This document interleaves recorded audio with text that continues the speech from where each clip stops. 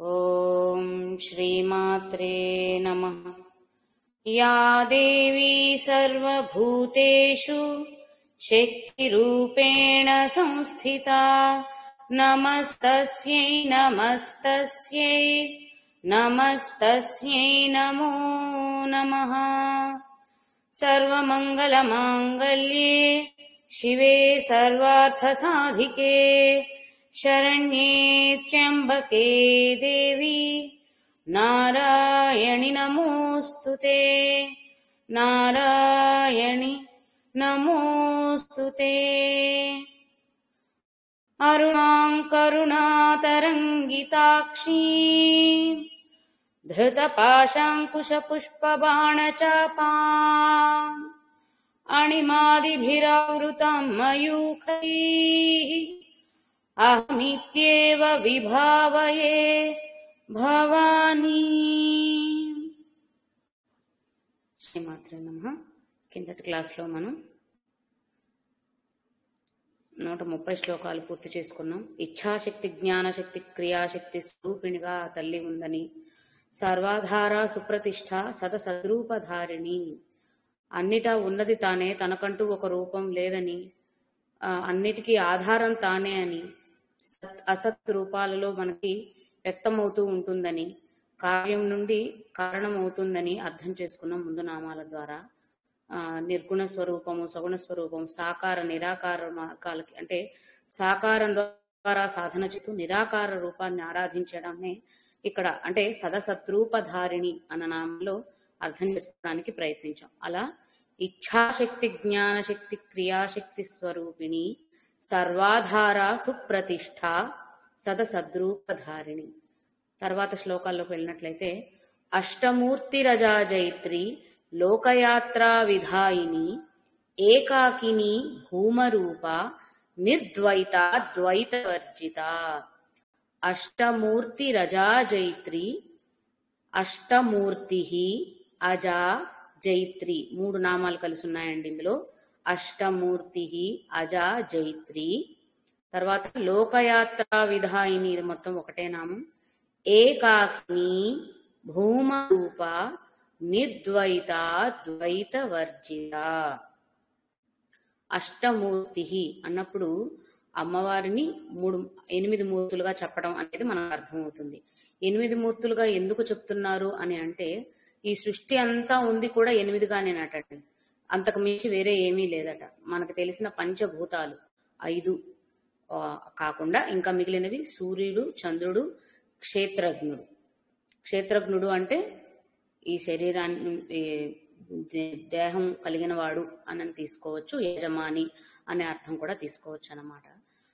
కాబట్టి అష్టమూర్తులు అన్నప్పుడు పంచభూతాలు, భూమి, ఆకాశం, వాయువు, నీరు, అగ్ని, ఈ పంచభూతాలు కాక ఇవి.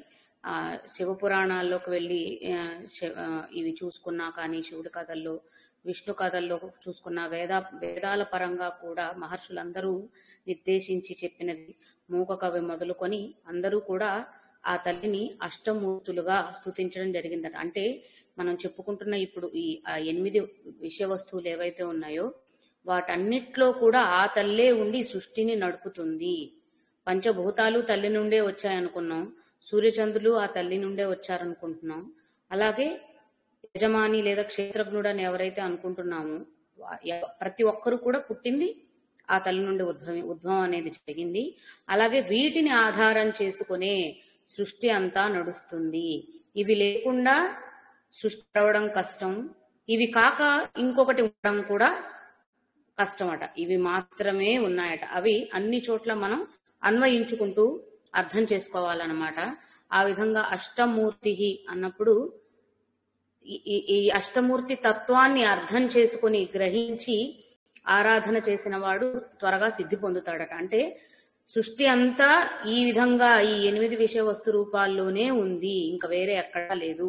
అంటే ప్రతిదీ కూడా, అంటే సృష్టి ఇంత ఉంది కదా, ఇన్ని రకాలుగా ఉంది కదా అని అంటే ఇవన్నీ కూడా ఆ 8లో నుంచే, ఆ 8లో నుంచి భాగాలుగానే వివిధ ఖండాలుగా అవి మళ్ళీ మనకు వ్యక్తం అవుతాయి తప్ప ఈ 8 కాకుండా మరొక కొత్త విధానంలో, కొత్త ప్రక్రియలో వేరే వస్తువు అనేది లేదట.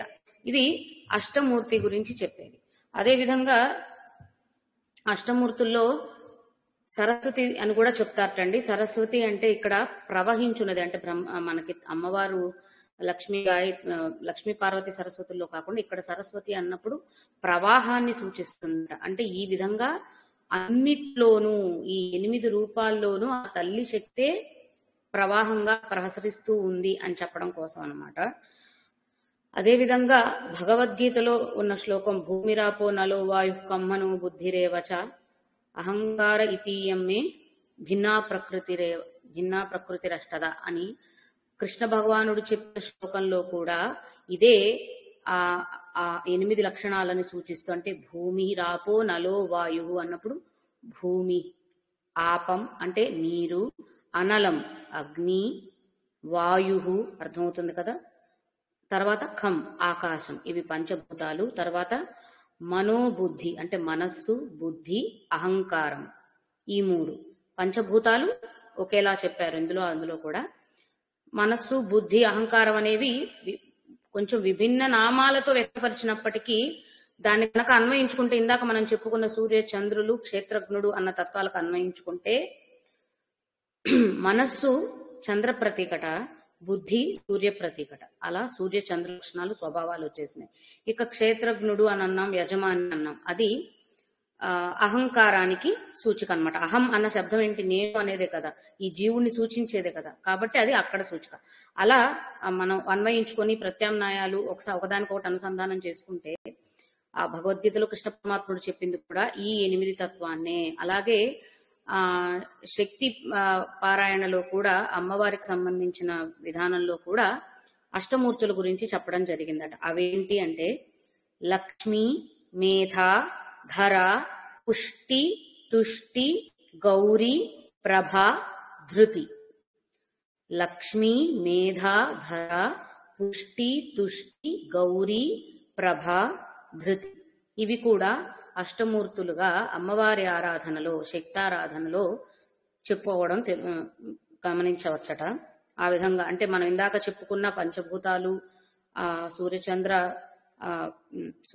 క్షేత్రజ్ఞ తత్వమే ఇక్కడ కూడా, అంటే ఈ విధంగా కూడా ఇంకొక రూపంలో కూడా అర్థం చేసుకోవచ్చట. అదే విధంగా శ్రీచక్రంలో గనక గమనించినట్లయితే శ్రీచక్రంలో కూడా అష్టమాతృకా దేవతలు మనకి ఖడ్గమాలలో గమనించినట్లయితే తెలుస్తుంది. బ్రాహ్మి, మాహేశ్వరి, వారాహి అష్టమాతృకా దేవతల గురించి వస్తుంది.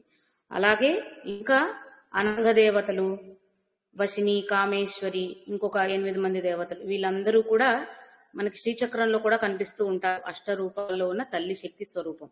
ఆ విధంగా అష్టమూర్తి అన్నప్పుడు ఈ సృష్టి అంతా కూడా ఈ అష్టమూర్తి తత్వాన్ని ఆధారం చేసుకునే నడుస్తుంది, దాని మీద ఆధారభూతమై. కాబట్టి ఈ నిజమైన అష్టమూర్తి తత్వాన్ని గ్రహించి సాధన చేసిన వారికి ఇంకా సృష్టి అంతా వాటిలోనే కనిపిస్తుంది, వాటిలోనే సృష్టిని చూసుకోగలుగుతారు. కాబట్టి త్వరగా సిద్ధులు అవ్వగలుగుతారు అనేది అష్టమూర్తి అన్న నామంలో తెలుస్తున్న విషయం. తర్వాత అజా జైత్రి అష్టమూర్తి అండి. విసర్గ ఇక్కడ రేఫం అయ్యి రజా కనిపిస్తుంది, విసర్గ ఆతో కలిసి రాగా మారింది, అందువల్ల అష్టమూర్తి రజ కనిపిస్తుంది. అసలైన నామం అక్కడ ఉన్నది అజ అంటే జా అంటే పుట్టుకని సూచిస్తుంది. జా అంటే జన్మించినది, పుట్టినది, ఇలాంటి అర్థాలు వస్తాయి. కాబట్టి అజ అన్నప్పుడు పుట్టుక అంటే లేనిది, పుట్టుకంటూ లేనిది, అంటే ఆది అనేది తెలుపలేనిది ఏదైతే ఉందో దానిని అజ అనాలట. ఆది అంటే ఇప్పుడు ఈ 1 సంవత్సర కాలాన్ని గణించాలంటే మన ఏమంటారు, హిందూ శాస్త్ర ప్రకారము మనకుండే పంచాంగ లెక్కల ప్రకారము లేదా ఈ క్యాలెండర్ లెక్క ప్రకారము 1 సంవత్సర కాలాన్ని మనం గణించగలుగుతాం. మన ధర్మం ప్రకారం ఈ సంవత్సర కాలంలో వచ్చే మిగిలిన విషయాలన్నిటిని కూడా తిథి నక్షత్ర వార విషయాలన్నిటినీ గణించగలుగుతారు.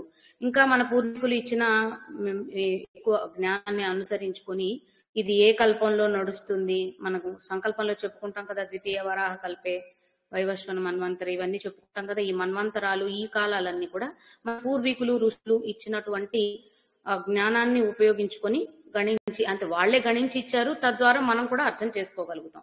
ఇది ఒకటి. అంటే ఒక కల్పం వరకు, ఈ కాలం వరకు, నిర్దిష్ట కాలం వరకు గణించగలం, కానీ దీనికి ముందు ఉన్న కాలము ఎన్ని ఉన్నాయో, ఎంత ఉందో, తర్వాత ఇంకెంత ఉందో దీన్ని చెప్పడం అనేది అందరికీ సాధ్యపడే విషయం కాదు కదా, అది మనకి తెలియదు. కాబట్టి అంటే ప్రస్తుతం ఉన్న పరిస్థితినే మనం లెక్కించగలం, కానీ దానికి ముందు ఉన్నది ఏంటోనే మనం అర్థం చేసుకోలేనప్పుడు వీటన్నిటికీ ఆద్యురాలు ఆవిడే, వీటన్నిటికీ కారకురాలు ఆ తల్లే అని నమ్ముతున్నాం. కాబట్టి ఆవిడ గురించి కూడా, అంటే ఆవిడ ఆది ఏంటి, ఆవిడ ఎక్కడ ప్రారంభమైంది, లేకపోతే ఆవిడ పుట్టి ఏంటి, అది ఎలా జరిగింది అనేది ఆలోచించడానికి కూడా సాధ్యపడే విషయం కాదు కదా. అందువల్ల అజ అంటే లెక్కకు అందనిది అని అనుకోవచ్చు, లెక్కించలేనిది, తెలుసుకోలేనిది, ఆది అంటూ తెలియరానిది, ఎప్పటికీ తెలియదు ఆది గురించి. మన పుట్టు పూర్వతరాలే సరిగ్గా గుర్తుపెట్టుకోలేం, మనం ముందు 7 తరాలని 10 తరాలని చెప్పమంటేనే చెప్పలేని పరిస్థితి. కాబట్టి ఆ తల్లి యొక్క ఆది ఎక్కడ అనేది అర్థం చేసుకోవడం అంత సులభమైన విషయం కాదు. కాబట్టి అజ అన్న విషయాన్ని అలా గ్రహించవచ్చు. ఇంకా అజ అంటే పరబ్రహ్మము, మాయ, ఈ రెండింటినీ కూడా అజ అన్న అర్థంలో చెప్తారండి. అదే కదా ఇప్పుడు మనం చెప్తున్నాం, ఆది అంటూ లేనిది. ఎందుకు అంటే సృష్టి అంతటికి కారకం కాబట్టి, అదే పరబ్రహ్మతత్వం నుండి సృష్టి ఏర్పడింది కాబట్టి అజ అన్న నామానికి పరబ్రహ్మం అన్నది కూడా తీసుకోవడం జరిగింది. అదే విధంగా మాయ, ఈ జగత్తంతా మాయ, విష్ణుమాయ అంటూ ఉంటాం కదా. ఈ సృష్టికి ముందు ఎంత ముందు తనేది తెలియదు, సృష్టి తను ఎలా నడుపుతుంది అనేది కూడా ఊహించతరం. ఎలా ఈ సృష్టి అంతా ఒక సిస్టమేటిక్ గా నడుస్తుంది, ఈ కాలం తర్వాత ఈ కాలమే ఎలా వస్తుంది, లేదా ఈ జన్మం తర్వాత ఈ జన్మం ఎలా ఏర్పడుతుంది, ఈ జన్మలో ఉన్న వాళ్ళకి ఇటువంటి జ్ఞాన పరిజ్ఞానాలు ఎలా వస్తున్నాయి, లేదంటే ఈ జన్మలో ఉన్న వారికి ఇంత ఆహారం ఎలా దొరుకుతుంది, ఏ విషయాన్ని అన్వయించుకున్నా కానీ దేనికి కూడా సమాధానం ఉండదు. ఎందుకంటే అది వెతికేంత పరిజ్ఞానం మనకి లేదు కాబట్టి, తెలుసుకునే అర్థం మనకు అవగాహనకి వచ్చే అవకాశం లేదనమాట. కాబట్టి ఈ విధంగా ఈ సృష్టి అంతా కూడా ఆ మాయ నడుపుతుంది. ఎందుకు అంటే ఈ మాయ దేన్ని ఆధారం చేసుకొని నడుపుతుంది అంటే, సత్వరజస్తమో గుణాలను ఆధారం చేసుకొని, ఈ మూటిని ఆధారం చేసుకొని ఈ మాయ సృష్టిని నడుపుతుంది అనే విషయాన్ని కూడా అజాన నామంలో తెలుసుకోవచ్చట. దాన్నే లోహిత శుక్ల కృష్ణవర్ణం అని చెప్తారనమాట. అంటే లోహితం అంటే ఎరుపు వర్ణం, శుక్లం అంటే తెలుపు వర్ణం, కృష్ణ అంటే నలుపు వర్ణం. అంటే ఎరుపు, తెలుపు, నలుపు వర్ణాలలో సూచిస్తున్నది ఏంటి అంటే సత్వ రజస్తమో గుణాలని. ఈ 3 గుణాలను ఆధారం చేసుకొని మాయ సృష్టిని నడుపుతుంది అనేది ఒక అర్థంలో అజాకి తీసుకుంటే, వీటికి అతీతమైనది పరబ్రహ్మం అంటే ఏంటి, అన్నిటికీ అతీతమైనది కదా.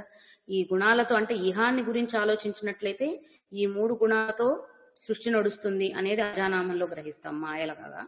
దీనికి అతీతంగా ఉన్న పరబ్రహ్మతత్వము, సృష్టికి కారణమైనది, సృష్టికి అతీతమైనది, రెండూ కూడా అజానే, అంతే కదా.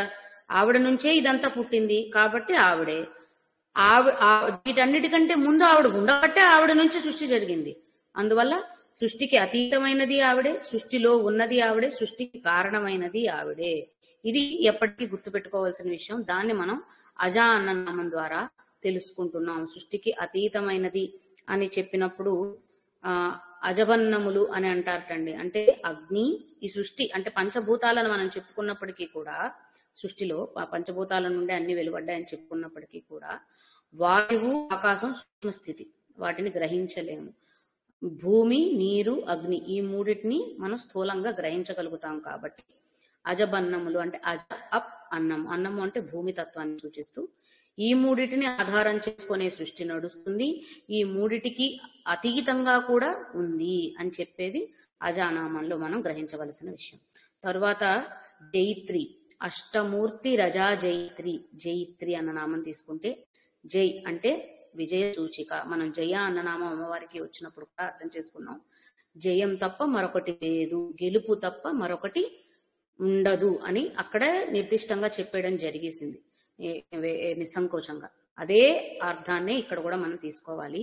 జైత్రి, మనం జైత్ర యాత్రలు అని వింటూ ఉంటాం కదా, అంటే విజయ యాత్రలు.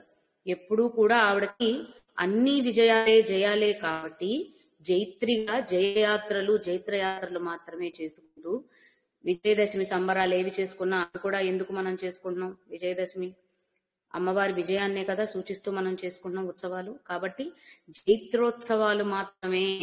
అజాగా సృష్టిని నడుపుతున్న తల్లికి అష్టమూర్తి రూపంలో ఉన్న స్వభావాలను ఇస్తూ అజాగా సృష్టిని నడుపుతున్న తల్లికి అన్నీ జయాలే కాబట్టి ఆ తల్లి ఎప్పుడూ కూడా జైత్రిగా పరిగణించబడుతూ జైత్రయాత్రలనే చేసుకుంటుంది.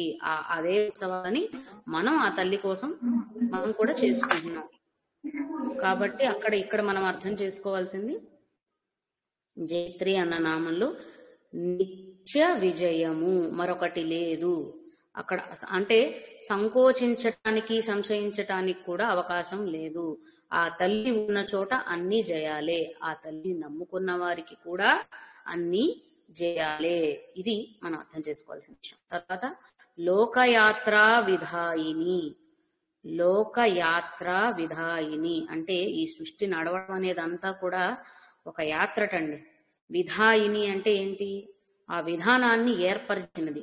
లోకము ఎలా జరగాలి, ఎలా నడవాలి అన్న విధానాన్నంతా ఏర్పరిచిన తల్లి కాబట్టి లోకయాత్ర విధాయిని అని కూడా ఆ తల్లిని చెప్పచ్చట. ఎందుకంటే ముందు నామాల్లో అర్థమవుతుంది కదా, సృష్టికి కారణంగా ఉంది, సృష్టికి అతీతంగా ఉంది, సృష్టినంతా విజయ గర్వంతో నడిపిస్తోంది. అంటే ఎక్కడా కూడా అపజయం పరాజయం అనేది లేదు.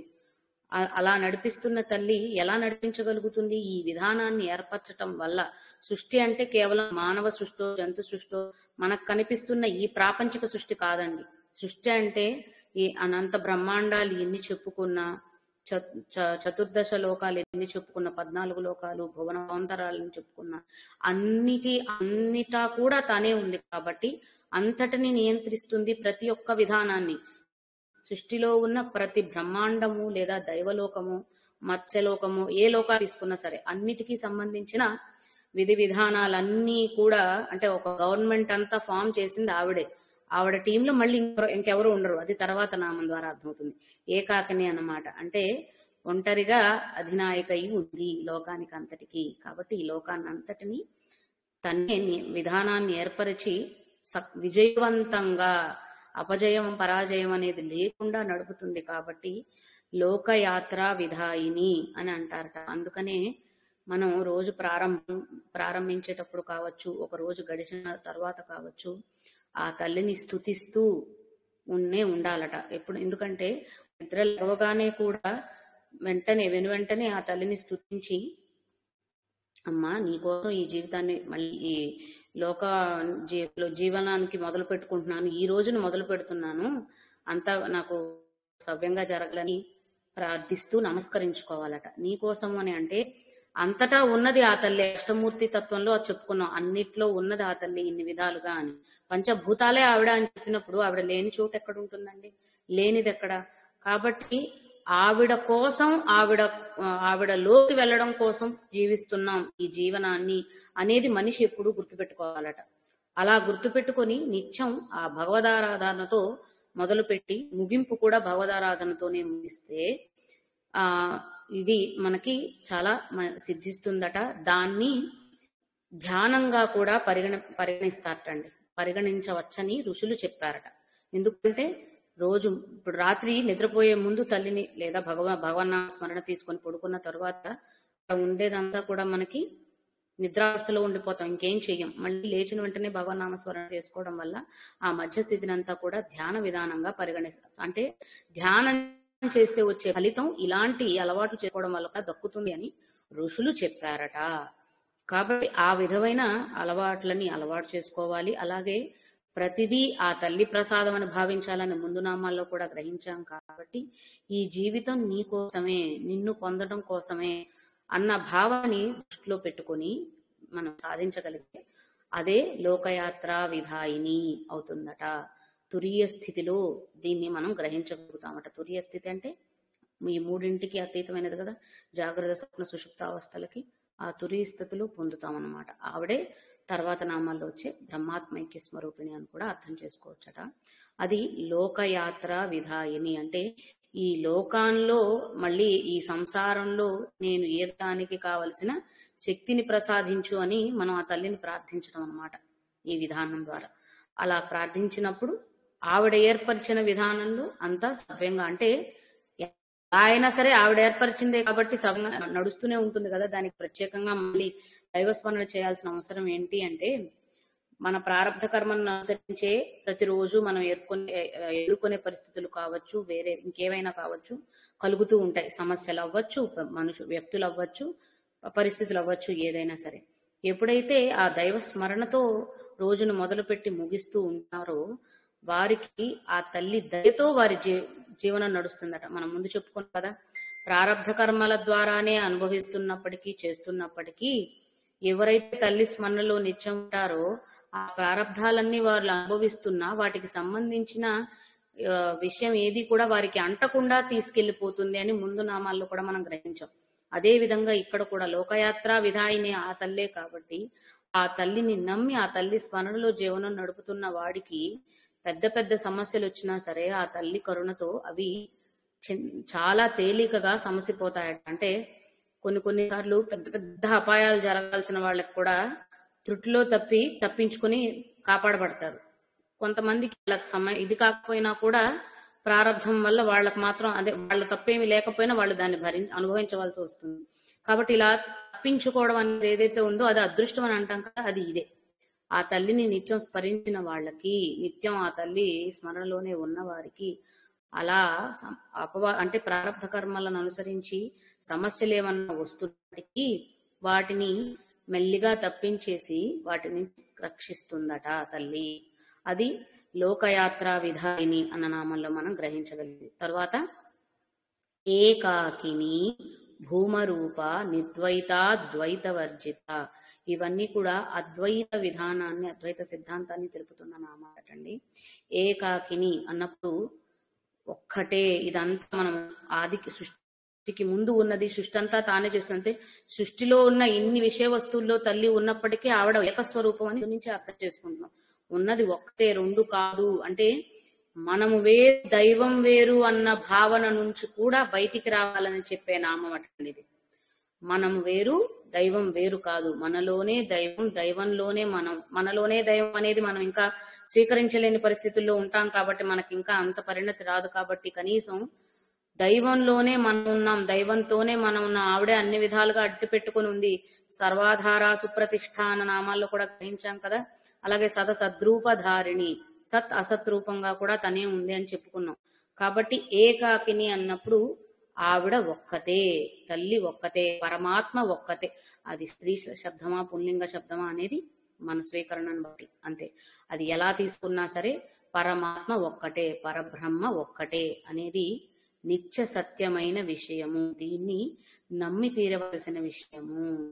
అంటే అలాగే ఇంకొకటి ఏం చెప్తున్నారు అంటే, ఈ సృష్టినంతా నడుపుతుంది. ఇందాకే మనం అనుకున్నట్టు లోకయాత్ర అంతా చేస్తున్న ఈ విధి విధానాలన్నీ ఏర్పరిచి ఒక క్రమమైన పద్ధతిని విధానాన్ని ఏర్పరిచినప్పటికీ కూడా ఇంకెవరూ లేరు ఆవిడతో పాటు. ఆవిడ ఒక్కతే ఇదంతా చేయగలుగుతుంది. అంటే ఇంకొకరు ఎవరి హెల్ప్ తీసుకొని, ఇంకొక సమూహాన్ని ఏర్పరచుకొని, ఒక టీం ఏర్పరచుకొని వాళ్ళ సహాయంతో పని చేస్తుంది అని చెప్పడానికి లేదట.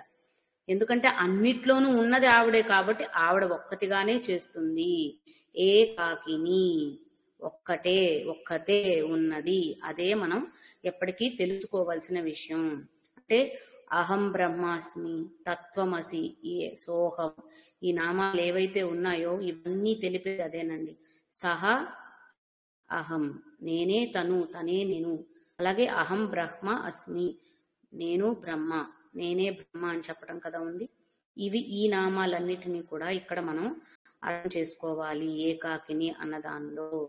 ఇది సాధనకి అనుగుణంగా, అంటే సాధనలో భాగంగా మన స్థాయి పెరుగుతున్నప్పుడు మాత్రమే స్వీకరించగలుగుతాం. అప్పటి వరకు భగవంతుడిని వేరుగా, మనల్ని వేరుగానే మనం చూస్తూ ఉంటాం. కానీ దాని నుంచి ముందుకు వెళ్ళాలి, ఆ ఆలోచన నుంచి ఎదగాలి అనేది. అంటే తల్లి చెప్తుంది కదా, ఒక్కటే ఉన్నది ఇంకేమీ లేదని. వసిన్యాది వాగ్దేవతల ద్వారానే చెప్పబడింది లలిత సహస్రనామాలు. అంటే అంతకంటే రుజువులు సాక్ష్యాలు మనకు అవసరం లేదు కదండి. వేరే ఇంకెవరో రాసిన పుస్తకాలు అయితే వాడికి అనిపించింది తోచింది రాసి ఉండొచ్చు, నిజం అవ్వాల్సిన పని అని భావన రావచ్చు.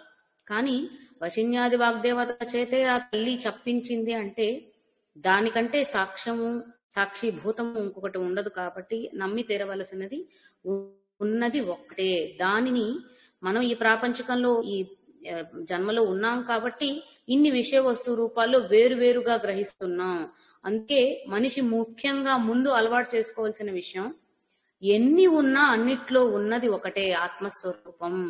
ఆ పరబ్రహ్మ స్వరూపం అన్నిటా అంతటా ఉన్నది ఒక్కటే. ఇన్ని విధాలుగా మన దృష్టిలో మనకు కనిపిస్తుంది, కానీ అన్నిట్లో ఉన్నది ఒక్కటే అన్న భావనని ఎప్పటికీ నిలుపుకోవాలి అనేది ఈ నామంలో మనకి తెలుస్తుంది. తర్వాత భూమ రూప. భూమ అంటే వ్యాపించి ఉన్న, విశాలమైన అనే అర్థం వస్తుందండి. భూమి అన్న నామం కూడా దాని నుంచే వచ్చింది. భూమ రూప. అలా అంటే ఏకాకిని అన్నా మరి ఒక్కతే ఇంత ఎలా చేయగలుగుతుంది అంటే మనలాంటి ఒంటరి కాదండి. అక్కడ ఒంటరి శక్తులైతే కొంతవరకే పోరాడి వదిలేస్తే, కొంతవరకే నడిపించి వదిలేస్తే మనలాంటి అల్ప ప్రాణులు. కానీ ఆ తల్లి విశ్వవ్యాపి కాబట్టి, ఆ తల్లికి ఆది అంతం లేదు కాబట్టి, ఒకే రూపం తీసుకోవాల్సిన అవసరం, ఒక స్వభావం, ఒక లక్షణంలో ఇమిడిపోయి ఉండవలసిన పరిస్థితి కాదు కాబట్టి, అంతటా తను చేరగలదు కాబట్టి భూమ రూప, వ్యాప్తి చెంది ఉన్న తల్లి. అంటే దీర్ఘంగా అని మనకి ఇదివరకు కూడా వచ్చింది కదా నామం, అలా విస్తారంగా ఉన్న తల్లి అని చెప్పి అర్థం చేసుకోవచ్చు. అలాగే ఇంకొకటి ఏం చెప్తారంటే, భూమి అంటే ఆధారం కూడా సూచిస్తుంది కాబట్టి సృష్టి అంతటికి ఆధారమే తను. అంటే సృష్టి ఎంత ఉందో అంతగా వ్యాపించి సృష్టికి తాను ఆధారంగా నిలబడింది.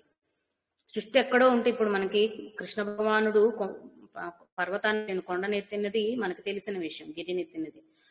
ఆ గిరిని ఎత్తటానికి దాన్ని ఎత్తగలిగిన స్థాయిలో ఆయన చూపించారు. ఆయన బాలుడైనప్పటికీ గిరిని ఎత్తగలిగాడంటే అది ఎంతగా ఉందో ఈయన శక్తిని అంతగా వ్యాపింపచేసి విస్తృతంగా అలా కొండనెత్తడం అనేది జరిగింది ఆయన చిటికెన వేలుతో. అలా ఈ సృష్టి అంతా తాను ఆధారంగా ఉంది కాబట్టి సృష్టికంతా, అలాంటి సృష్టిని నడపడానికి కూడా అంత వ్యాప్తంగా తల్లి ఉంటుంది కాబట్టి సంశయం లేదు.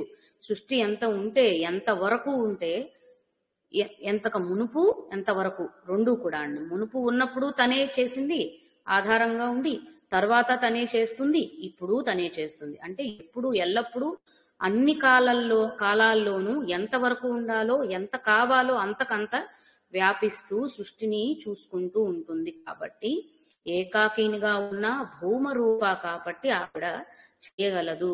ఒంటరిగా ఎలా చేస్తుంది అన్న సంశయానికి ఇక్కడ మనకి అడ్డుకట్టపడుతుంది అన్నమాట ఈ నామాల ద్వారా. కాబట్టి అంత వ్యాప్తి చెంది ఏకాకినిగా ఉన్న తల్లి చేస్తుంది. అది ఆవిడ ఎవరు అంటే నిర్ద్వైత. ఆవిడ మాత్రమే ఏకాకినే, ద్వైత ఇంకొకటి లేదు, ద్వైతం అనేది లేదు. అద్వైత భావన అంటే అదేనండి. ద్వైతము అంటే రెండు ఉన్నాయి, బ్రహ్మం ఉంది, జీవం ఉంది. జీవుడున్నాడు, బ్రహ్మం పరబ్రహ్మం ఉంది అనేది ఈ రెండు తత్వాలను పరిగణిస్తే దాన్ని ద్వైత సిద్ధాంతం అంటారు. జీవుడు బ్రహ్మము ఒకటే అంటే అద్వైత సిద్ధాంతము అని అంటారు. కాబట్టి నిర్ద్వైత ఆ తల్లే చెప్పింది. ద్వైతం అనేది లేదు అంటే మరొకటి లేదు అనేది నిర్ద్వైత అన్న నామం ద్వారా. ఏకాకిని అని చెప్పినప్పుడు బల్లబుద్ధి ఒకటే ఉందని చెప్పింది. అది వ్యాప్తి చెంది ఉంది కాబట్టి మీరు సంశయించక్కర్లేదని నమ్మకం కుదిర్చింది. నిర్ద్వైత మళ్ళీ మళ్ళీ చెప్తుంది, ద్వైతం అనేది లేదు. నీ అంటే లేదు, నా అని అర్థం. అదే కొనసాగింపు. ద్వైత వర్జిత కాబట్టి ద్వైత అన్న భావనని వదిలేయండి. నిర్ద్వైత, ద్వైత వర్జిత రెండు సహజంగా మామూలుగా తీసుకుంటే రెండు ఒకే అర్థాన్ని సూచిస్తాయండి. ద్వైతం అనేది లేదు అనే దాన్ని సూచిస్తాయి. కానీ ఇక్కడ మనం ఒకదానికొకటి అన్వయించుకొని అర్థం చేసుకోవాలి అని అనుకుంటే, ద్వైత అన్న భావాన్ని వర్జించేస్తే, అంటే ద్వైతం అనేది లేదు అన్న ఆలోచనని తీసేస్తే అప్పుడు నిర్ద్వైత స్థితిలోనే అర్థం చేసుకుంటాం. కాబట్టి అంటే ఇంకొకటి లేదు అని అర్థమవుతుంది. అంటే రెండు అనేది లేదు అని తెలుసుకుంటాం. కాబట్టి ఆ ఏకాకినిగా ఉన్న తల్లే విశ్వమంతా వ్యాపించి భూమరూపగా ఈ సృష్టినంతా కాపాడుతుంది అన్న విషయం మనకి అర్థమవుతుంది. ఆ విధంగా తల్లి లోకయాత్ర విధాయిని అయింది. ఈ విధంగా వ్యాపించి ఉండి లోకయాత్ర అంతా సక్రమంగా సవ్యంగా నడిచేటట్టు చేస్తుంది. అలా నడిపించగలుగుతుంది కాబట్టే జైత్రి అయింది. అంటే ఇంత సక్రమంగా ఒక మంచి ఆర్గనైజ్డ్ వే అంటాం కదండి, అలా ఒక పద్ధతిగా ఒక విధానంలో ఏర్పరిచి సృష్టినంతా నడుపుతున్నప్పుడు ఇంకా అక్కడ అపజయం ఉండదు, సంభవించే అవకాశమే లేదు. కాబట్టి ఆవిడ ఎప్పటికీ కూడా జైత్రినే అని అర్థం చేసుకోవచ్చు అన్నమాట. ఇది ఈ శ్లోకంలో మనకి అర్థమవుతున్న విషయాలు. అష్టమూర్తి రజా జైత్రి లోకయాత్రా విధాయిని ఏకాకిని భూమరూప నిర్ద్వైతాద్వైత వర్జిత. తర్వాత శ్లోకంలో పోయినట్లయితే అన్నద వసుధ వృద్ధ. అన్నద వసుధాల్లో మహాప్రాణాలు లేవండి, దాకి మహాప్రాణం లేదు, మామూలు దాన్ని పలకాలి. అన్నద వసుధ వృద్ధ బ్రహ్మాత్మైక్య స్వరూపిణి బృహతి బ్రాహ్మణి బ్రాహ్మి బ్రహ్మానంద బలిప్రియ. అన్నద వసుధ ఇక్కడి నుంచి ఇదంతా కూడా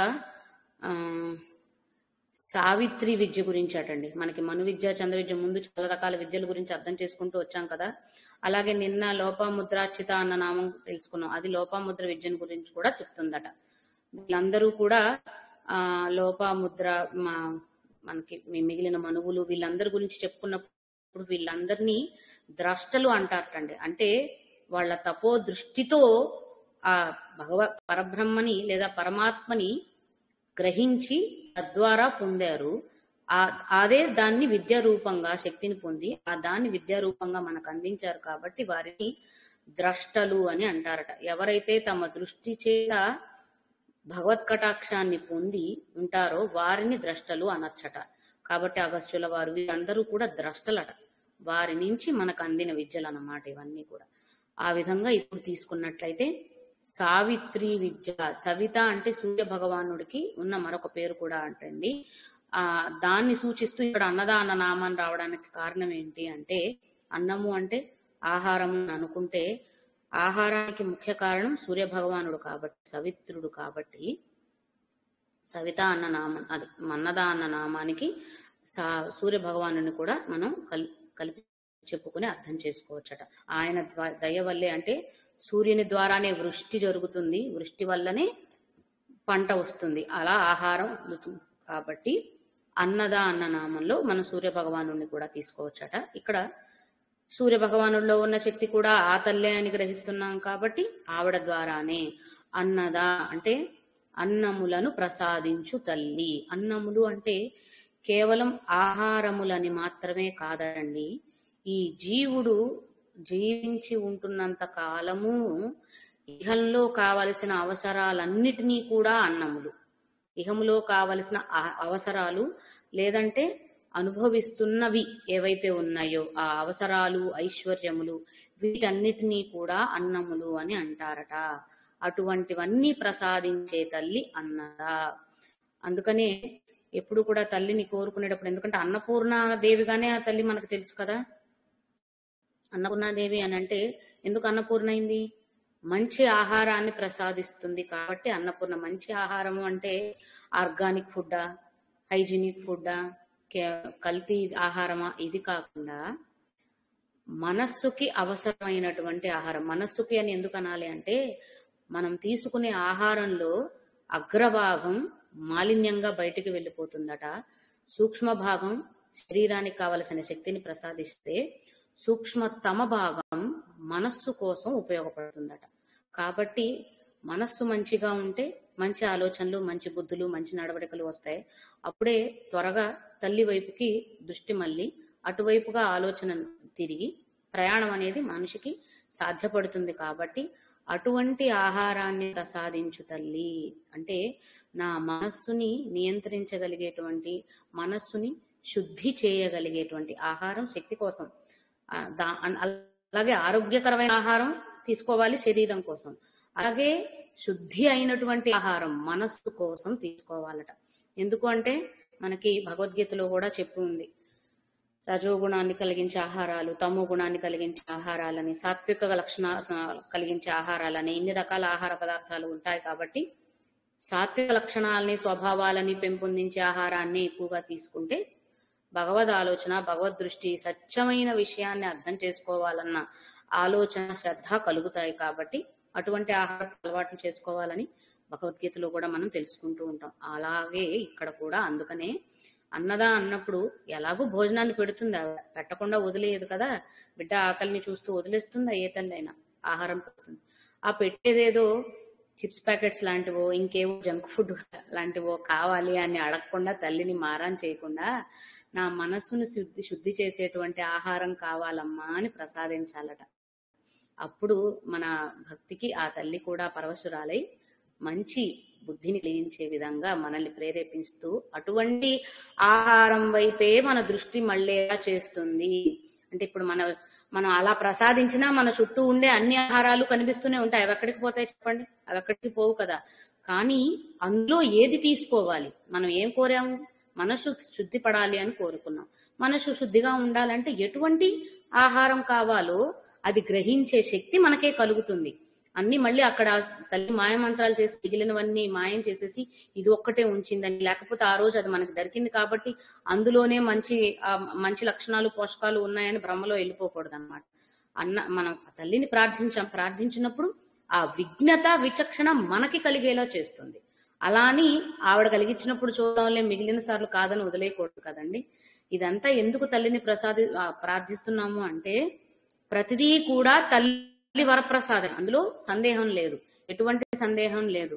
అన్ని తల్లి వరప్రసాదాలు అయినా కూడా వాటిని సరైన విధానంలో స్వీకరించకపోతే అపశృతులు జరుగుతాయి. కాబట్టి ఆ విధంగా అటువంటి అన్నములను లేదా ఐశ్వర్యములను కావాలని కోరుకోవాలట. అందుకని ఆహారాన్ని స్వీకరించే విధానాలు కూడా వేదాల్లోనే చాలా చక్కగా చెప్పబడ్డాయటండి.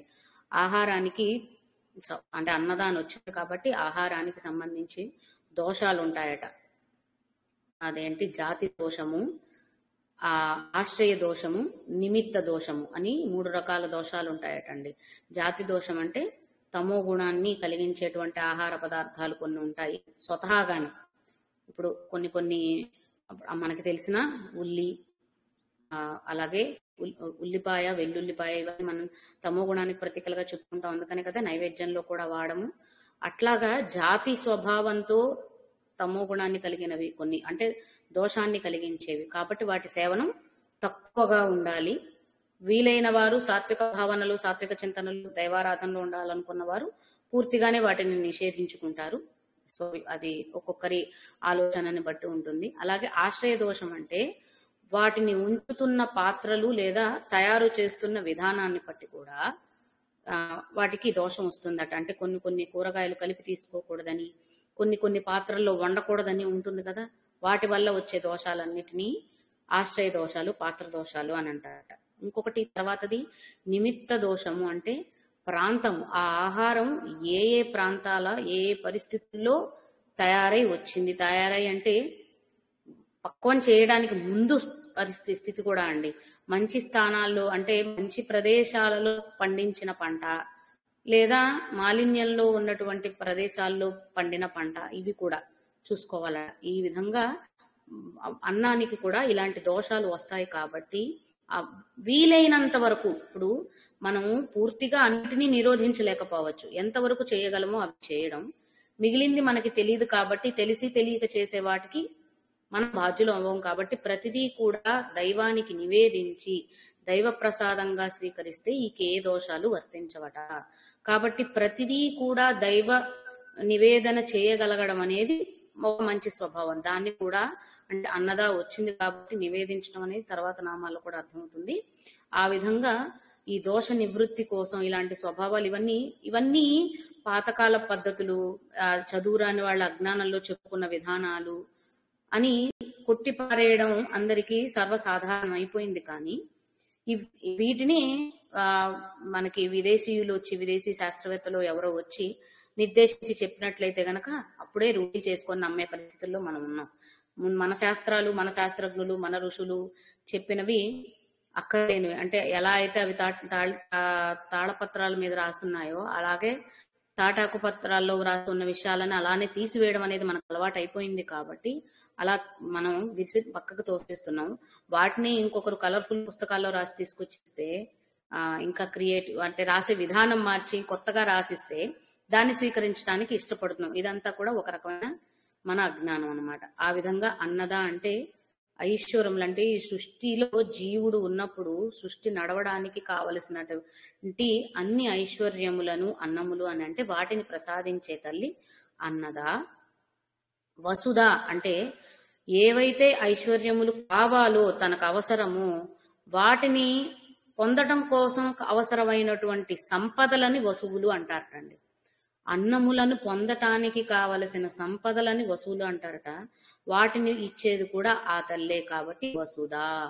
అన్నద వసుధ అంటే మనకి సామెత ఒకటి ఉంటుంది కదా, నారు పోసిన వాడే నీరు పోస్తాడు అని పెద్దవాళ్ళు చెప్తూ ఉంటారు. పెద్దవాళ్ళు చెప్పే సామెతలన్నింటినీ కొట్టిపడేయడం, ఇందాక మనం అనుకున్నట్టు వాళ్ళు ఏదో చదువురాని వాళ్ళు ఏదో ఆలోచనలతో అలా చెప్పారులే అని వదిలిపడేయడం అందరికీ అలవాటైపోయింది. కానీ చూడండి, లలితలో కూడా అదే ఉంది. నారు పోసిన వాడే నీరు పోస్తాడంటే సృష్టి ఆయన చేశాడు కాబట్టి, లేదా సృష్టి తల్లి చేసింది కాబట్టి ఆ సృష్టికి కావలసిన ఐశ్వర్యాలను ఆవిడే ఇస్తుంది. ఆ ఐశ్వర్యాన్ని పొందటానికి అవసరమైన సంపదను కూడా ఆవిడే ఇస్తుంది. ఇంకా భయం ఎందుకంటే చెప్పండి, రేపటి రోజున ఏమైపోతుందో, నా జీవితం ఏమైపోతుందో, లేకపోతే బిడ్డ భవిష్యత్తులో ఏమైపోతుందో, ఇవన్నీ కూడా మనిషి ఆలోచించాల్సిన అవసరం లేదటండి. అనవసరం అంటే ఆలోచించాల్సిన అవసరం లేదంటే బాధ్యతారహితంగా ఉండమను, బాధ్యతలు లేకుండా ప్రవర్తించమను కాదు. దాని గురించి భయపడి అనవసరంగా కోట్లు కోట్లు కోట్లు కోట్లు కూడగట్టేయాలన్న అనవసరమైన వ్యయ ప్రయాసాలతో జీవితాన్ని వ్యర్థం చేసుకోవాల్సిన పని లేదు. ఆ తల్లి అన్ని చూసుకుంటుంది, తప్పకుండా ఇస్తుంది. దానికి తగ్గ కృషి చెయ్యాలి. కానీ అది మాత్రమే జీవన ధ్యేయంగా పెట్టుకుని మనిషి బ్రతకూడదు. ఎందుకంటే కష్టపడకుండా ఎవరికి రాదు, కష్టే పని కదా, కష్టపడకుండా ఎవరికి రాదు. ఇక్కడ కూడా అందుకనే ఆ సంపదను కూడా ఇస్తుంది. అంటే సంపదను పొందే మార్గం మనమే చూసుకుంటాం కదా. ఆ సంపద ద్వారా ఆహారాన్ని పొందాలని, అంతే కదా. సంపద డైరెక్ట్ గా సినిమాల్లో చూపించినట్లు మ్యాజిక్ చేసి ఒక ప్లేట్ నిండా పంచభక్ష పరవాణాలు వచ్చి మన ముందు పడట్ల. మనకు కావాల్సిన ఐశ్వర్యములు అంటే లేదంటే మనకు కావాల్సిన నగలు, డబ్బు ఏర్పడట్లేదు. అవన్నీ కూడా సమకూర్చుకోవాలి. వాటికి కావలసిన సంపదను కూడా తానే ఇస్తుంది. కాబట్టి ఒకరికి లేకపోతే వాళ్ళని చూసి కించపరచడం, తక్కువ చేసుకోవడము, మనకంటే ఎక్కువగా ఉన్న వారిని చూసి అసూయ పడడము, ఇవన్నీ చేయకూడదండి. మనకి జరిగితే, మనకి కావాల్సి ఉంటే అది తప్పకుండా మనకు వస్తుంది. ఎందుకంటే వసుధ అని చెప్తున్నాం కదా, ఆ సంపదలన్నీ అవసరమైతే తప్పకుండా మన దగ్గరకు వస్తాయి. ఆవిడ రాసి పెట్టి ఉంచింది. లోకయాత్ర విధాయిని అన్నప్పుడు అంత నిర్దిష్టంగా చక్కగా పద్ధతిగా ఒక క్రమంలో ప్రతి జీవుడికి సంబంధించిన విషయాలన్నీ చిట్టా అంతా తయారు చేసి అన్ని విధానాలు ఏర్పరిచి చేసిన తర్వాత లేని దానికోసం ఎందుకండి బాధపడాలి? లేదని కూడా అసలు ఎందుకు బాధపడాలి? లేని దానికోసం బాధపడడం కాదు, అసలు లేదని కూడా బాధపడద్దు. ఉన్నది ఏదో ఉంటుంది, అదే మనకి కావలసినది అనేది మనం ఎప్పుడు గుర్తుపెట్టుకోవాల్సిన విషయం అన్నమాట. అన్నద వసుధ అన్న నామం ద్వారా కావలసిన ఐశ్వర్యములని, వాటిని పొందటానికి కావలసిన సంపదలని ప్రసాదిస్తుంది తల్లి. ఆ తర్వాత వృద్ధ అన్నప్పుడు ఇప్పుడు ఈ నామాలు ఏవైతే చెప్పుకున్నామో వాటికే అనుసంధానంగా చెప్పుకున్నట్లయితే గనక, ఏవైతే వసువులు ఈ మనకి కావాలో అంటే వసుధకి ఇంకొక అర్థం కూడా చెప్తున్నారండి. అన్నములు అన్నప్పుడు ఇహలోకంలో మనిషి గడపడానికి, మనిషి కాదు లేకపోతే జీవుడు గడపడానికి కావలసిన ఐశ్వర్యములన్నీ అన్నములైతే, ఇవి వీటికంటే ఉన్నతమైనది ఏదైతే ఉందో మోక్షములు అంటే ఇహలోకంలో ఈ అన్నములు. తర్వాత ఎప్పుడైతే ఆ బ్రహ్మాత్మైక్యం అవ్వాల్సిన పరిస్థితి వస్తుందో అప్పుడు మోక్షాన్ని ప్రసాదించేది కూడా ఆవిడేనట. ఆ వసువు అన్న దగ్గర మోక్షం అనే అర్థం కూడా తీసుకుంటారట. అంటే ఇహలోకంలో ఐశ్వర్యములను ప్రసాదిస్తుంది, తర్వాత బ్రహ్మంలో ఐక్యం అవ్వాల్సిన పరిస్థితుల్లో మోక్షాన్ని ప్రసాదించేది కూడా ఆ తల్లే అన్న అర్థాన్ని కూడా ఇక్కడ తీసుకోవచ్చట. అదే విధంగా వృద్ధ అన్నప్పుడు ఏవైతే సంపదల వల్ల ఐశ్వర్యాలను పొందొచ్చు అని అంటున్నామో వాటిని వృద్ధి చేస్తుందట. ఇంకా అంటే ఇక్కడతో ఆగిపోవట్లేదు. ఇప్పుడు సృష్టి ఎప్పటి నుంచో ఉంటుంది, ఉన్నది అని నమ్ముతున్నాం కదా, అప్పటి నుంచి ఆహారం అందరికి దక్కుతూనే ఉంది కదండి. భూమిలో సారం పోయిందా? ఇంకిపోలేదు కదా. వర్షాలు పడ్డం ఆగిపోయాయా? పంట పండడం మానిందా? వాటిలో తర్వాత మార్పులు చేర్పులు మానవుడు చాలా చేశాడు అనుకోండి, అది వేరే విషయం. కానీ ఎక్కడా కూడా అక్కడతో ఆగిపోవట్లేదు, తగ్గిపోవట్లేదు, వృద్ధే జరుగుతుంది. సృష్టి పెరిగే కొద్దీ వృద్ధి జరుగుతూనే ఉంది. ఇప్పుడు మన దేశ జనాభానే ఉంది, ఏటికేడు పెరుగుతూనే ఉందండి. పెరుగుతున్న వారికి ఆహారం దక్కకుండా పోతుందా? వారికి అంటే ఎంత పెరుగుతుందో అంతకు తగ్గ ఆహారం కూడా వాళ్ళకి దక్కుతుంది కదా. ఆ విధంగా ఈ అన్నద వసుధ అన్నప్పుడు అర్థం చేసుకోవాల్సింది ఏంటంటే, ఆ ఐశ్వర్య సంపదలన్నిటినీ కూడా అంతకంతకి జీవుడి అవసరాన్ని బట్టి, ఆవశ్యకతని బట్టి వృద్ధి చేస్తుందే తప్ప ఎప్పటికీ వృద్ధి చేసే తల్లి వృద్ధే చేస్తుంది, ఇంకేం ఇంక వేరే ఆలోచన కూడా చేయనవసరం లేదన్నమాట. కాబట్టి నిజంగా 3 పూట్ల మంచి ఆహారం తీసుకోగలిగిన పరిస్థితి మన అందరిలో ఉన్నందుకు ఎంత కృతజ్ఞులమో చూసుకోండి మనందరం. ఆ పరమాత్మకి ఎంత కృతజ్ఞులం కాకపోతే, లేకపోతే అదృష్టం అనుకుంటే పోనీ ఎంత భాగ్యవంతులమో కాకపోతే, మనందరికీ కూడా ఎప్పటికీ లోటు లేకుండా కేవలం కడుపు నిండడానికి మాత్రమే ఆహారం కాదు కదండి, మనకి అన్ని రకాల ఆహారాల్ని తయారు చేసుకోగలుగుతున్నాం, కొనుక్కోగలుగుతున్నాం, తీసుకోగలుగుతున్నాం. ఆ భోజనమే కాకపోతే ఒక్కొక్కరు ఒక్కొక్క స్థాయిలో ఐశ్వర్యాలను కూడా అనుభవిస్తున్నారు. అంటే భోగాలని, సంపదలని కూడా అనుభవిస్తున్నారు. కాబట్టి ఇవన్నీ కూడా ఇప్పుడు మనం అనుభవిస్తున్నవి మనతోనే ఆగిపోయాయా? మన తర్వాత తరానికి ఉండవా అంటే కాదు కదా. వాళ్ళకి అవసరమైనప్పుడు వాళ్ళ దగ్గర కూడా వస్తాయి. అంటే వృద్ధే జరిగింది. ఇక్కడ మనం ఖర్చు పెట్టేశాం కాబట్టి అయిపోవట్లా. అంటే ఇక్కడ మనం వాడేసుకున్నాం కాబట్టి అవి క్షీణించట్లేదు అనమాట. మళ్ళీ తర్వాత తరానికి కూడా అందుతుందంటే మళ్ళీ పెరుగుతున్నాయి అవి. కాబట్టి వృద్ధే జరుగుతుంది అన్న నామాన్ని కూడా వృద్ధాలు మనం అర్థం చేసుకోవాలి. ఇంకొకటి వృద్ధ అన్నప్పుడు, వృద్ధ అంటే వృద్ధాప్యాన్ని చూపిస్తుంది కాబట్టి అలా చూసుకుంటే కూడా మనకి పోతన గారు రాసిన శ్లోకం అమ్మలగన్నయ్య పద్యం ఉంది కదా, అమ్మలగన్నయ్యమ్మ ముగ్గురమ్మల మూల పుటమ్మ చాలా పెద్దమ్మ అందరికంటే ఆద్యురాలు అని అజాలో చెప్పుకున్నాం కదా. ఆ అజానామాన్ని ఇక్కడ గ్రహించి వృద్ధ అంటే అందరికంటే పూర్వీకురాలు, అందరికంటే పెద్దది అన్న అర్థంలో కూడా ఇక్కడ తీసుకోవచ్చట. ఇంకా ఆ పెద్దరికం అనేది కేవలం వయసుకు సంబంధించిందో శరీరానికి సంబంధించిందో కాకుండా జ్ఞానానికి సంబంధించింది కూడా తీసుకోవచ్చట. కొంతమంది మనం మామూలుగా కూడా గమనించినట్లయితే చిన్న వయసులో ఉన్న వాళ్ళు కూడా చాలా గొప్పగా ఆలోచించి మంచి నిర్ణయాలు తీసుకోగలుగుతారు, మంచి సలహాలు ఇవ్వగలుగుతారు వాళ్ళకు వయసుకు మించినప్పటికీ. కొంతమంది అలాగే వయసుకు మించిన బాధ్యతలు కూడా తీసుకోగలుగుతారు. అక్కడ వారి వయసుతో నిమిత్తం లేదు కదా, వారి ఆలోచన శక్తి, సహనశీలత అక్కడ వాళ్ళకి దోహదపడుతున్నాయి.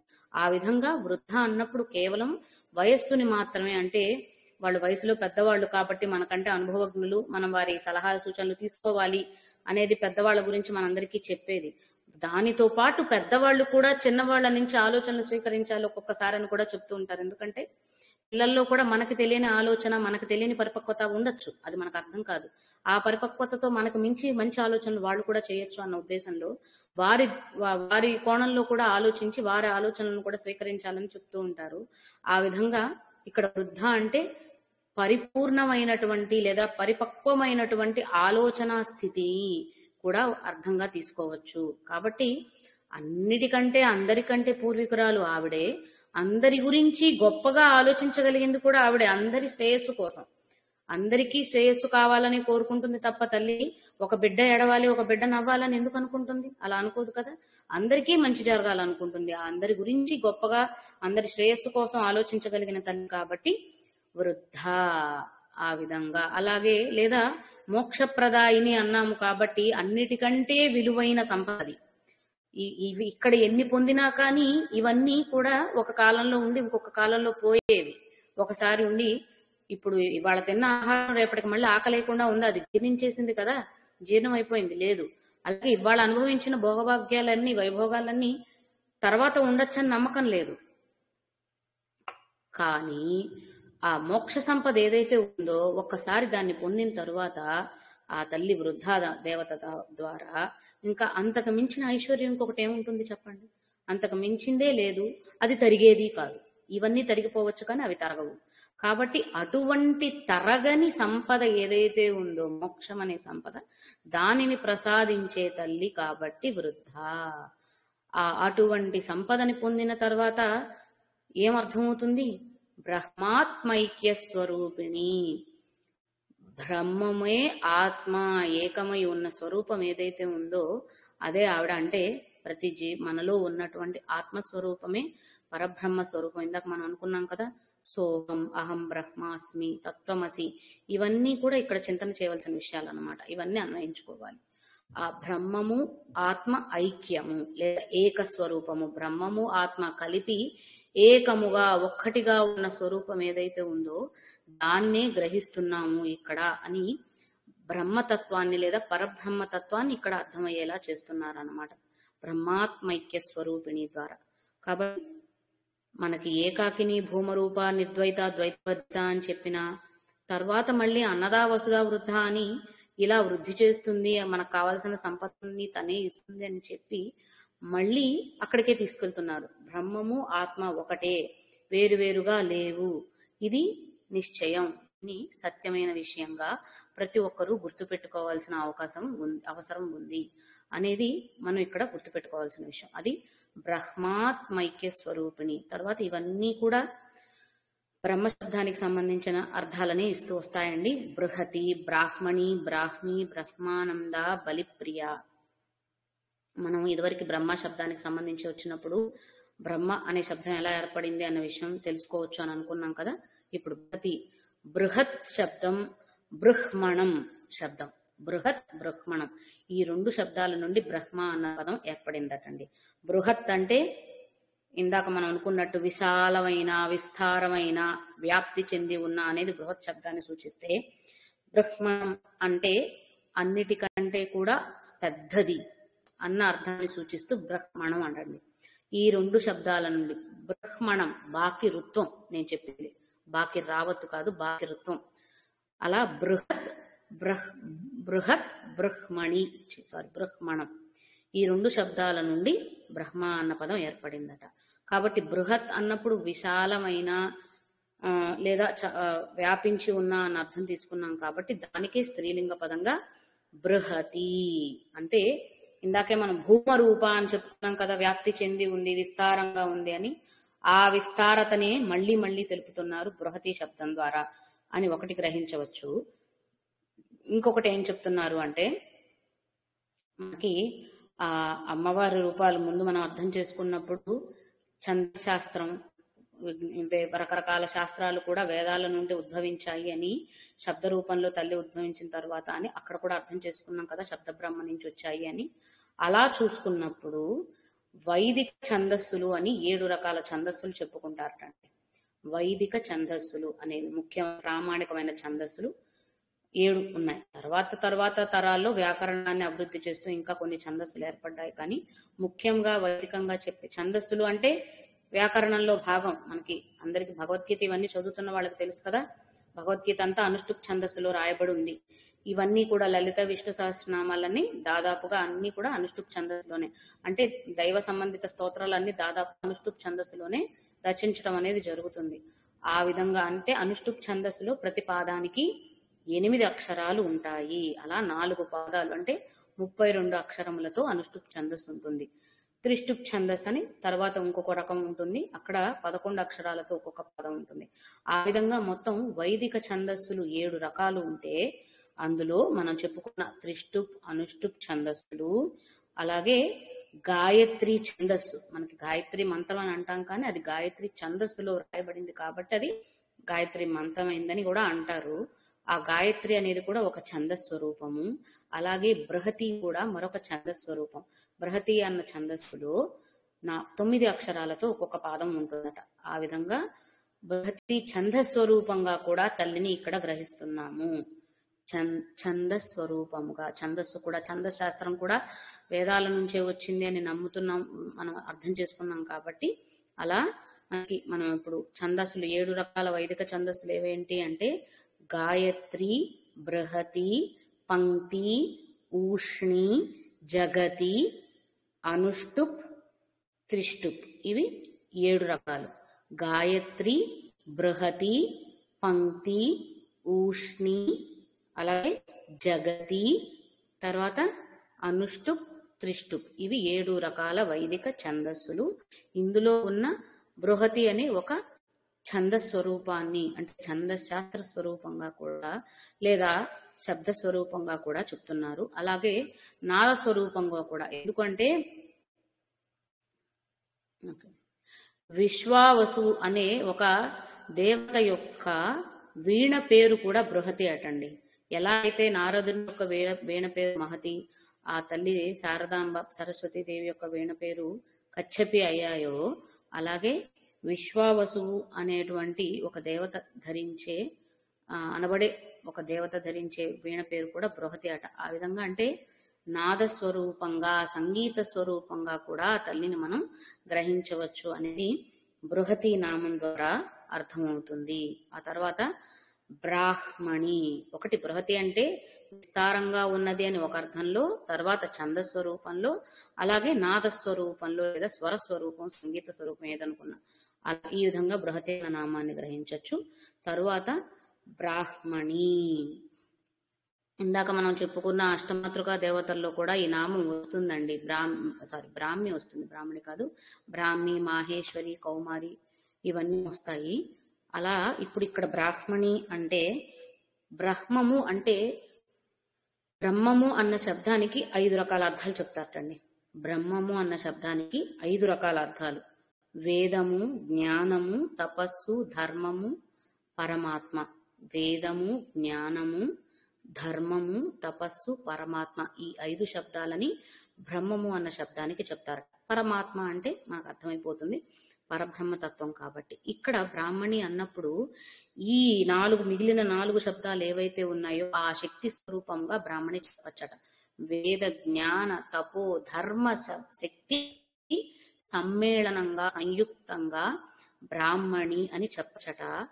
బ్రాహ్మణులు అని ఎవరిని అనొచ్చంటే జన్మతః బ్రాహ్మణ కులంలో బ్రాహ్మణ వర్గంలో ఉన్నప్పటికీ కూడా ఎవరైతే ఇప్పుడు చెప్పుకున్న ఈ 4 వేద, జ్ఞాన, తపో, ధర్మ దీక్ష పాటిస్తారో చేస్తారో వారిని బ్రాహ్మణులు అని చెప్పచ్చట. ఇది వేదాల్లో ఉన్న విషయం.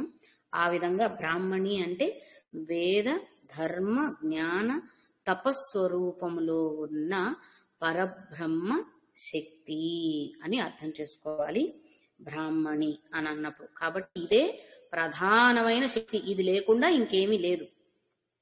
వేదము, జ్ఞానము, తపస్సు, ధర్మము వీటి ద్వారానే మనుగడ సాగుతుంది. కాబట్టి ఇది నిజమైన బ్రహ్మ జ్ఞానాన్ని తెలిపే శక్తి అని కూడా అర్థం చేసుకోవచ్చు బ్రాహ్మణి. అలాగే బ్రాహ్మి అన్నప్పుడు కూడా అంతే. బ్రహ్మ అన్న శబ్దం ఏదైతే ఇందాక చెప్పుకున్నామో అది పుల్లింగ శబ్దం అయితే దానికి స్త్రీలింగ శబ్దంగా బ్రాహ్మి అని అనుకున్నప్పుడు ఇందాక మనం అనుకున్నట్లు పరబ్రహ్మ స్వరూపం అని ఒక అర్థం. ఎందుకు అంటే బ్రహ్మదేవుడికి కూడా వాక్ ఆవిడేనటండి. మరి ఆవిడ వాగ్దేవి కదా, శారదాంబ సరస్వతి వాగ్దేవి. కాబట్టి చతుర్ముఖుడైన బ్రహ్మకి కూడా చతుర్ముఖములలోనూ వాక్శక్తిగా ఉండి తద్వారా ఆయన ద్వారా సృష్టి చేయడానికి సాధ్యపడుతుందట. అంటే బ్రహ్మదేవునికి కూడా ఆయన శక్తి ఈవిడ లేకపోతే ఆయన సృష్టి చేయడం కూడా సాధ్యపడే విషయం కాదు. అందువల్ల ఆ బ్రాహ్మి అన్నప్పుడు ఒకటి సరస్వతి స్వరూపంగా కూడా తీసుకోవచ్చు. ఎందుకంటే వాగ్దేవి, వాక్కులకు ఆవిడే అధిదేవత అని ముందు నుంచి అక్షర శక్తుల గురించి చెప్పుకున్నప్పుడు కూడా అర్థం చేసుకున్నాం. అంటే ఇక్కడ సరస్వతి రూపంలో కూడా ఈ తల్లిని గ్రహిస్తున్నాం. వేరువేరుగా లేరు దేవతలు. అంటే ఇప్పటి వరకు శివశక్తి ఐక్య స్వరూపం అని ఒక రకంగా అర్థం చేసుకుంటూ వస్తుంటే ఇక్కడికి వచ్చేసరికి సరస్వతి తత్వం కూడా ఆవిడ నుంచే వచ్చింది అని అర్థమవుతుంది. ఆ విధంగా పరబ్రహ్మ యొక్క స్వరూపిణి అని ఒక అర్థం తీసుకోవచ్చు. బ్రహ్మదేవుని యొక్క శక్తి అనేది కూడా ఆవిడే అని ఆ విధంగా కూడా బ్రాహ్మి శబ్దాన్ని అర్థం చేసుకోవచ్చు. ఆ తరువాత బ్రహ్మానందము, మోక్షానందము ఇవన్నీ కూడా ఏంటి అంటే ఆ బ్రహ్మాత్మైక్య స్వరూపిణిని అర్థం చేసుకున్న తర్వాత కలిగేటువంటి భావన. వేరొకటి లేదు, ఇంకొకటి అంటూ లేదు, ఉన్నది ఒక్కటే అని ఏకాకిని భూమరూపాద్ర అర్థం చేసుకుంటున్నాం. అదే అద్వైత భావనని ఇంకాస్త దృఢపరుస్తూ బ్రహ్మాత్మైక్య స్వరూపిణి అని గ్రహిస్తున్నాం. కాబట్టి అలా బృహత్ రూపంలో వ్యాప్తి చెంది ఉన్న ఆ తల్లి యొక్క శక్తి ఎలా తల్లిని ఆధారం చేసుకుని సృష్టిని నడుస్తుందన్న విషయాన్ని అర్థం చేసుకున్న వారు సాధనలో ముందుకు వెళ్ళగలిగిన వారికి వచ్చే స్థితి బ్రహ్మానంద. అన్నిటికంటే అంటే ఆ పరబ్రహ్మాన్ని తెలుసుకున్న స్థితి, లేదా పరబ్రహ్మం తనలోనే ఉంది, తాను పరబ్రహ్మంతోనే ఉన్నది అని అనుకున్న స్థితి బ్రహ్మానంద. మాటకి అనుకున్నది కాదండి, ఇది భావనలో రావాల్సినది.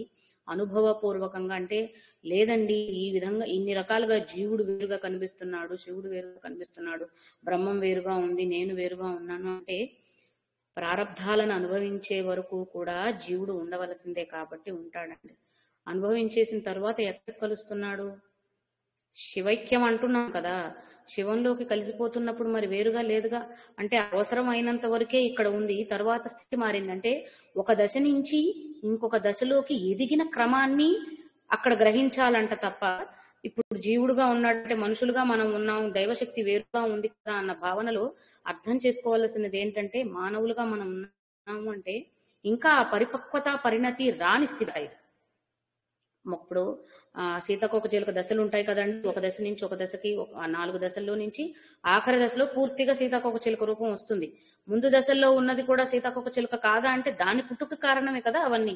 ఆ దశలోకి మారడానికి కారణమైనవి ముందు దశలు. లార్వా దశ అవ్వచ్చు, ఇంకేదైతే గుడ్డు దశ నుంచి లార్వా దగ్గర నుంచి తర్వాత వచ్చే పురుగు దశ నుంచి తర్వాత సీతాకోక చిలుకగా పరిపక్వత పూర్తిగా పరిణామం చెందింది. ఇవన్నీ కూడా క్రమక్రమంగా ఎదగవలసినవి. ఆ ఎదిగిన క్రమంలో ఆఖరిగా వచ్చేది మనకు కనిపిస్తుంది. అదే విధంగా పువ్వు విచ్చుకునేటప్పుడు, పువ్వు విచ్చుకోవడానికి ముందు అంటే ఒక పుష్పం పూర్తిగా వికసించిన పుష్పం ఏర్పడడానికి ముందు కూడా దశలుంటాయి కదా. మొగ్గగా ఏర్పడడం, ఆ మొగ్గ కూడా అంచెలంచెలుగా ఎదగటం, తరువాత పుష్పించటం. పూర్తిగా పుష్పించిన తరువాత అది పుష్పం అని చెప్పబడుతుంది. అంటే పూర్తిగా వికసించిన తరువాత పుష్పం అని చెప్పబడుతుంది. ముందున్నవన్నీ దశలు. కాబట్టి మనం ఇక్కడ వేరుగా ఉన్నాము, లేదా ఇక్కడ ఇన్ని రకాలుగా కనిపిస్తున్నాం, లేదా ఈ జన్మ అయిపోయాక ఇంకో జన్మ మళ్ళీ ఎత్తుతాం కదా, దేవుడికి జన్మలు లేవని చెప్తున్నాం, మనకి ఇన్ని జన్మలు ఉన్నాయి కదా అంటే ఇవన్నీ కూడా ఆ దైవ స్థితికి చేరడానికి ముందు ఉన్న దశలటండి. అందువల్ల బ్రహ్మాత్మైక్య స్వరూపిణి అన్నప్పుడు ఇన్ని రకాలుగా ఉన్నాయి అన్నప్పుడు అన్ని రకాలని చూడడం మానేసి ఇవన్నీ కూడా ఇన్ని విధాలుగా కనిపిస్తున్న దశలు, ఇవన్నీ చివరికి చేరేది ఆ వికసించిన పుష్పము అన్న స్థితికే, ఆ సహస్రార బిందు స్వరూపంలోకే చేరతాయి. కాబట్టి అక్కడికే, లేదా మోక్షం పొందడం అంటే చనిపోయాక ఎక్కడికో వెళ్ళి ఏదో లోకాల్లోకి వెళ్ళి అక్కడ చేరడం అనేది కాదు కదండి. జీవన్ముక్తి అని కూడా ఒక భావం, ఒక శబ్దం వాడుతూ ఉంటాం.